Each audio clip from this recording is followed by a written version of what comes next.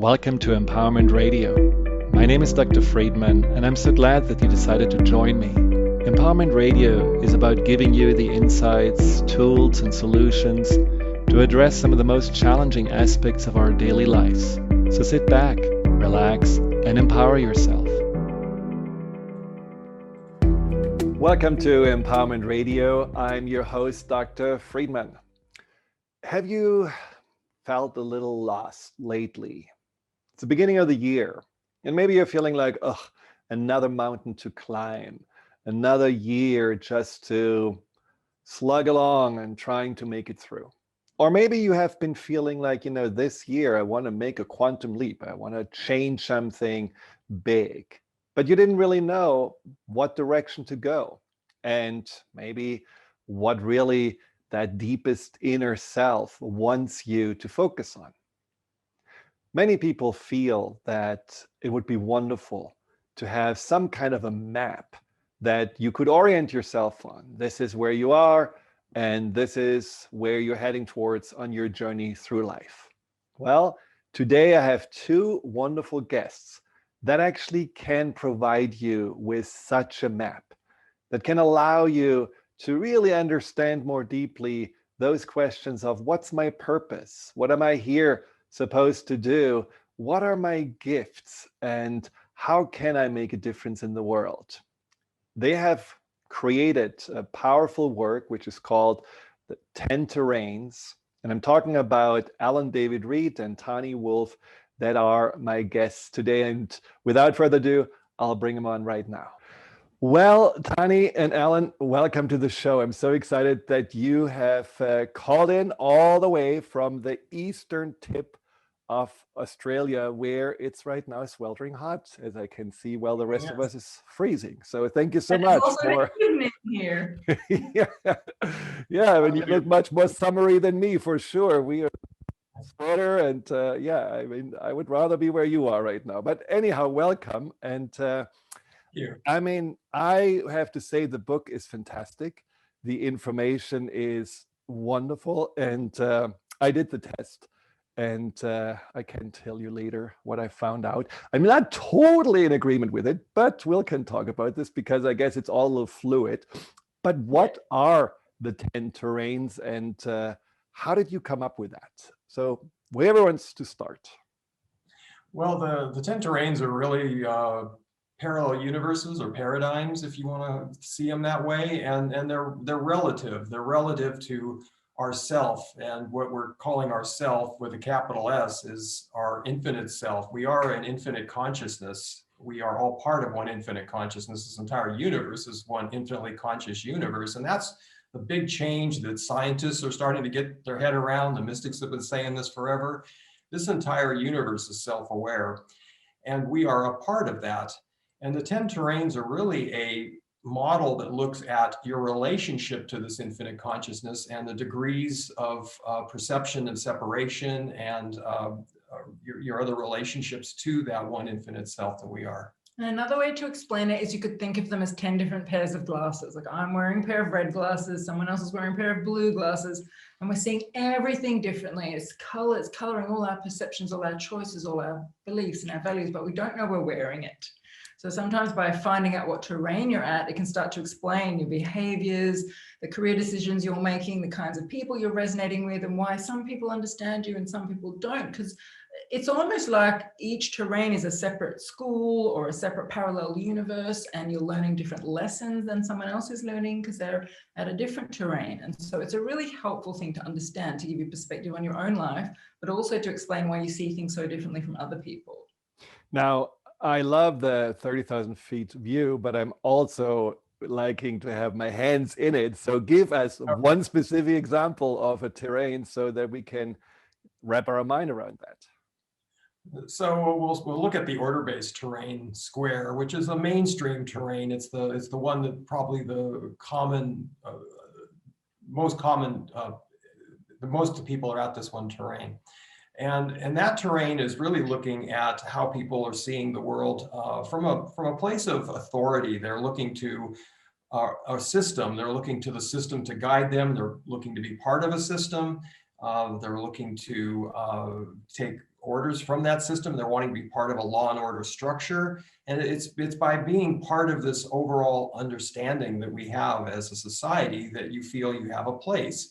And so someone at the order-based terrain, they feel very safe by being involved in this community of the society.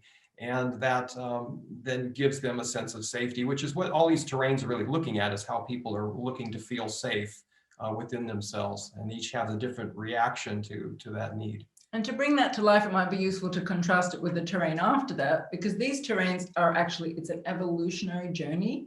So a person can actually start their life at one terrain, spend 10 years there, or 20 years, or 30 years. At some point, they'll have a whole lot of things happen. They start to learn lots. They start to shift the way they're seeing the world. And sometimes it shifts so much that they wake up one day and they're like, I don't think I'm in Kansas anymore. Like, I see the world really differently than I used to. And if they were to be handed our book at that time or go to our website, they'd go, oh my God, I've had a terrain shift. That explains why I don't want to do the same work, and I'm not resonating with the same people. And those healing modalities don't feel right for me anymore.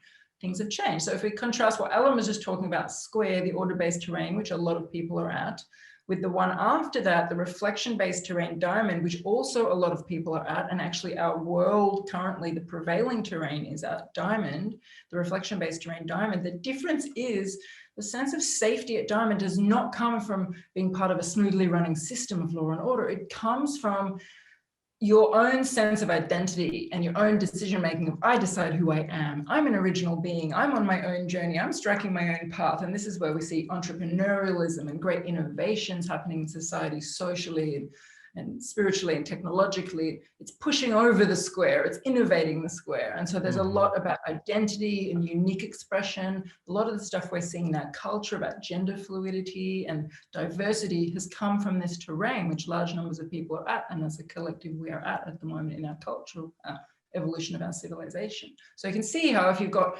say, a father at square and a son or daughter at diamond, and the father at square is wanting their child to have a steady career path for 40 years where they've got a very consistent role in the system. They're a police officer or they're a teacher, and the child's like, no, I'm going to forge my own path and create this whole new thing. And there's just a massive clash there because the sense of safety is coming from something so different. They're going to have massive arguments about that. Now, when you think about right now the politics, for example, in the US and how the country is very divided, I mean, what would you say the two divides are? Is it diamond and pyramid, or what are the two divides? Because it's almost like 40-60.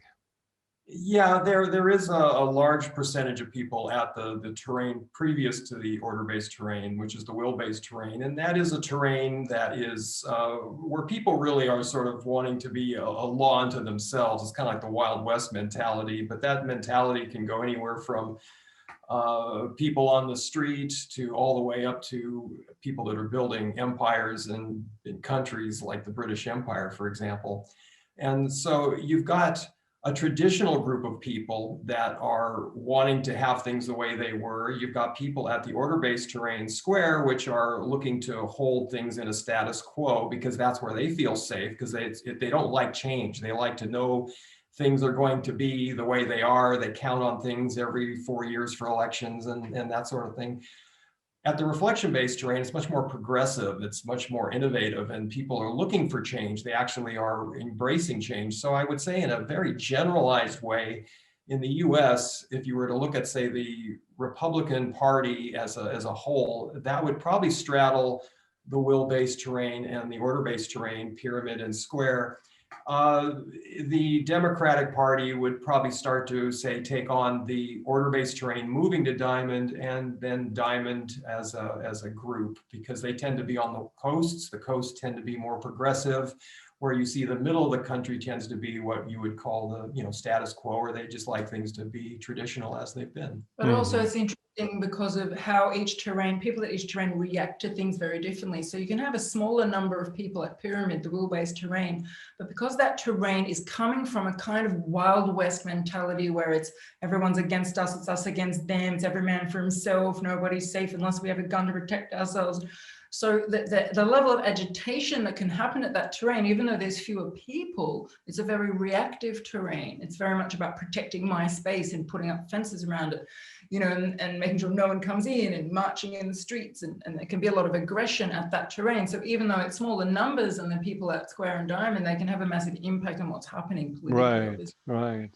Now, the consciousness of humanity has probably evolved over the thousands of years as well. So is it possible that now, more than ever, the number of diamonds or circles are much higher than any time before? Yes, we can look at this continuum that you're seeing behind us as being a bell curve. So that there always is going to tend to be the greatest percentage towards the middle and much smaller percentages towards the tips. But if we look over history, we did very much have in what we're calling a prevailing terrain is where the bulk of the individuals are in their terrains. So that kind of creates a gravity. At one point in time, well, you could call it the Dark Ages, there was a real superstitious sort of understanding of life. And so that would be what we would call the faith-based terrain or radial, which is where people were really looking to the priest and looking to the church and looking to things outside of themselves, deities and gods, to really guide them and direct them. The reaction to that then as time went on was the pyramid, which basically said, no, I'm going to take my power back. And then as we evolved through the Renaissance and came into the Industrial Revolution, really with the Industrial Revolution is what's really kind of put the order around systems.